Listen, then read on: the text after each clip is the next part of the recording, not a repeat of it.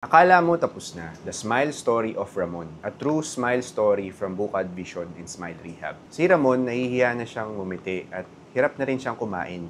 Yung harap niya, meron siyang bridge pero halos bibigay na rin. Nagko-collapse na yung bite, kaya parang lumiit yung mukha niya. At dahil doon, unti-unting nawawala ang kanyang confidence. Nawala na rin ng gana, nawala na rin ng pag-asa. Pero nakikita namin yung potensyal, kaya kaagad kaming nagplano. Gumamit kami ng digital scan at smile design para ipakita kung anong pwedeng ibalik. Maingat at mabilis ang procedure, 5 minutes bawat implant. Pero dahil medyo malambot yung buto niya sa taas, hindi muna namin kinabitan ng permanently. Kailangan munang mag-heal ng maayos. Hindi pa to final, pero sapat para makakain lang siya at makangiti uli habang nagpapagaling. Importante sa amin na comfortable na agad ang pasyente kahit na pangsamantala pa lang. Dito namin sinimulan ang paggawa ng custom abutment at ceramic 3D printed crowns pagbalik niya para sa final fitting. Kinabit na namin yung permanente niyang ipin. Buo na uli ang ngiti niya. Ngayon, he can eat well, he can speak with confidence, at higit sa lahat, bumalik ang tiwala niya sa sarili. Kung feeling mo huli na ang lahat, hindi pa. Nandito kami para tulungan ka.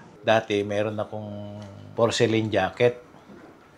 And then, yung mga ibang ngipin ko, nag-uumpisang masira na rin. At nakakaramdam na ako ng sakit. Tapos, mabaho ang amoy ng hininga. At mababa na yung tolerance ko sa sakit. Nangingilo yung ngipin ko tuwing umiinom ako ng mga malamig. At umiinom ako ng mainit.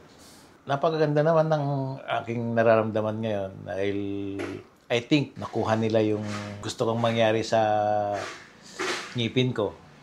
Dahil parang hopeless na ako nung una na pag tinitignan ko sa salamin yung sirang ngipin ko noon, iniisip kong paano ko makakahanap ng isang dentist na merong technology na ma-restore yung mga ngipin ko.